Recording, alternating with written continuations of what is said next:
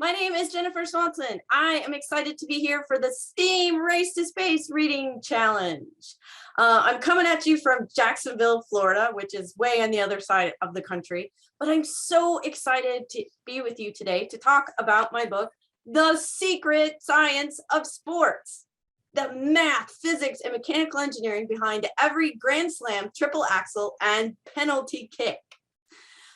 So this book, I hope that you don't just sit at home or in school reading this, but you actually take it out on the field with you, to the swimming pool, to the soccer fields, to the football fields, the tennis courts, wherever, because this book is actually a fun book that you can use while you're playing to learn more about how science and sports go together.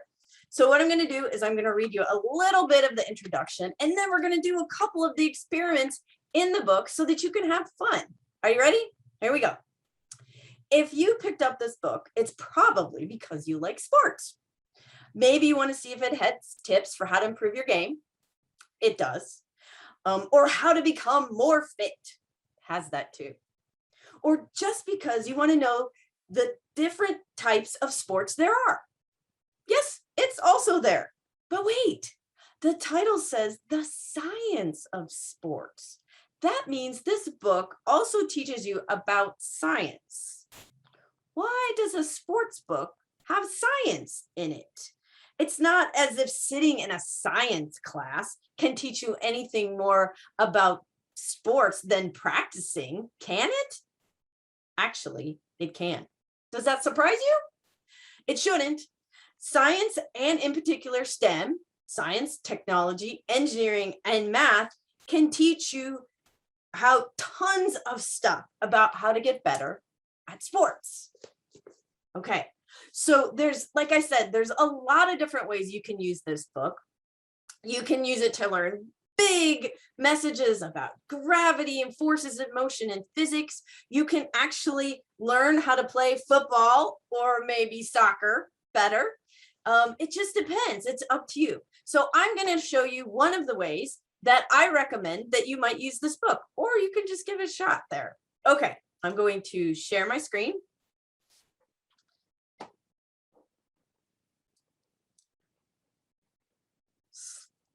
From the beginning, here we go.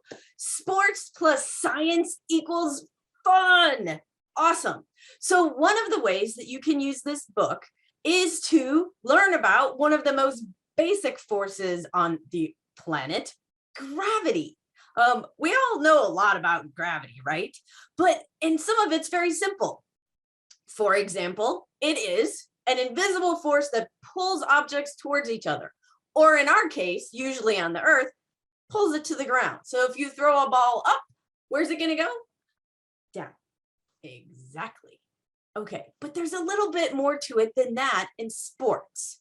So first of all, let's start by talking about sports that use balls as part of their equipment, because we just said if you throw a ball up, it's going to come back down. So you can stop the tape here for a second and think about different sports that will use balls as equipment and what would happen to them if you throw them in the air. Okay. And now I'm going to continue. Did you come up with any of these? We have tennis, volleyball, golf, bowling. Did any of you get bowling? Football, soccer, pool, baseball, and basketball. Those are all, and those are just some, because I bet you came up with other ones too. So when you play any of these sports, you need to understand how, when you throw the ball, it's going to come down. But not only just how it's going to come down, but where it's going to come down sometimes too, right? That's important. And we have that in the book. We have these beautiful illustrations that show you what happens when you throw a ball up in the air. It's going to go up and do what? Come back down.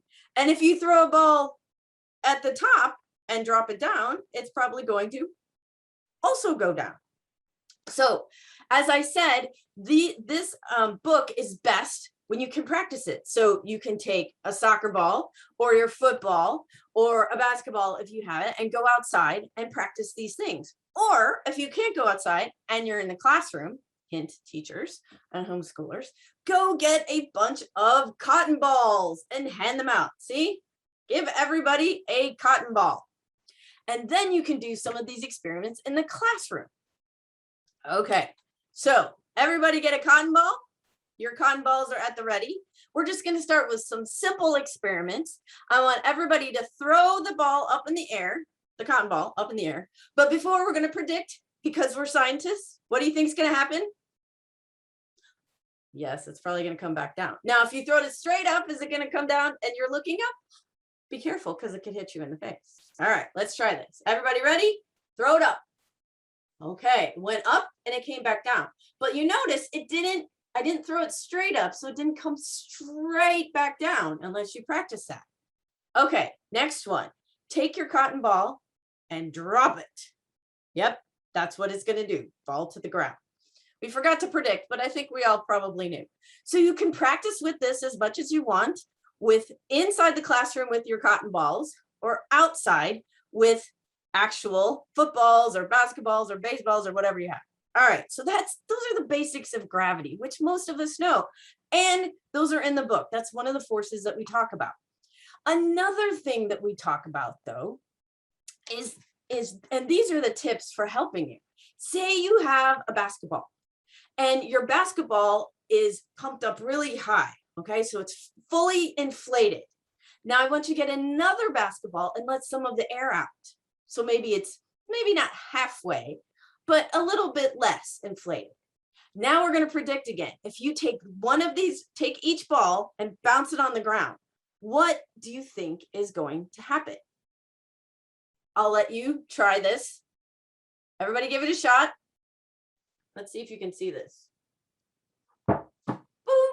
Okay, this came right back up because this is a bouncy ball. But if this were not, it had less air, it weren't had as much inflation in it, it's not going to bounce as high. And again, this is something that you can practice at home and see how it works. And you can do it with a soccer ball or any kind of tennis balls work too, something where the bounce matters in that sport.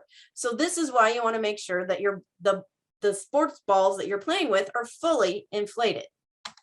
Okay, now we're going to change gears a little bit. Name sports where you as a person has to deal with gravity. So let's think about that. You can stop the tape here for a second and talk to your partners in class or your family at home. Here are some of the ones I came up with and are listed in the book. We have figure skating, not just because they're spinning close to the ground, but when they go up high in the ground, and do their flips and turns. Surfing. Not a lot of people think of surfing, but you do fall back down, although you have the nice cushion of the ocean there to help you. So you maybe don't think about gravity so much. And then, of course, we have long jump. We have high jump. Anytime a baseball player jumps up to make a catch, all of this is gravity affecting you as a person. So that's another force that you want to be thinking about. And you want to be thinking, perhaps if you look at how this person pulls their legs up in the long jump and stretches to get as far as they can. That's another thing that you're interested in. And we talk about all of these different forces in the book.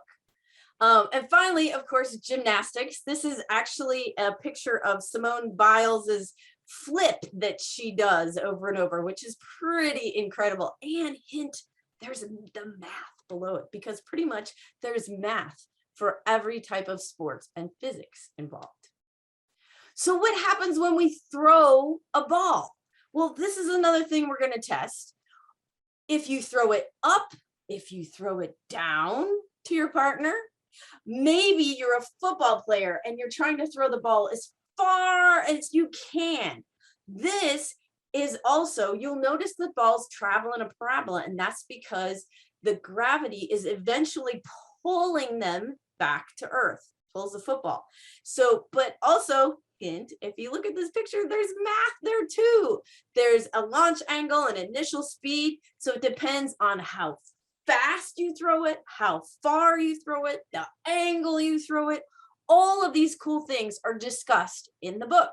So here is another chance to take your cotton ball And teachers, you can pause the video here, or kids at home, if you're doing it, pause the video here and do some of these experiments. See what you can do, hopefully get a partner maybe, and throw the ball up like this, throw it down like this, throw it far or fast, all of these different things. And what you need to do is watch the angles of what's happening, the parabola, how does it go steep and then come straight down? All of these different things you're going to learn about. And this is going to tell you something about the science and the math and the engineering of why footballs are shaped the way they are. Hint, that's also in the book. So this book is tons of fun. Another thing you can try at home, outside with your parents' permission, is throwing the baseball. So you have to look at the gravity as the baseball flies into the batter, and then the batter as it hits the ball and how high it hits and so forth. These are all amazingly fun things that you can do with STEM and science that are found in this book. And finally, because it's not all about throwing things, sometimes it's about kicking things like a soccer ball. There's a whole section on how physics is your friend, and how when you position your foot in different ways when you kick with the soccer ball, the ball will go different directions. But then you're all soccer players. Any soccer players, that you probably know that already. But perhaps reading this book will help you learn a bit more.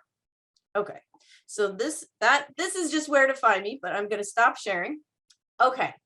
So it's been so exciting talking to you today. I hope you've learned a lot about STEM and sports and how they go together, like, you know, a baseball and a bat, or a football and a goalpost. Yes, I can make all of these sports analogies. So be sure to participate in the STEAM Race to Space Reading Challenge, because this is going to be so much fun.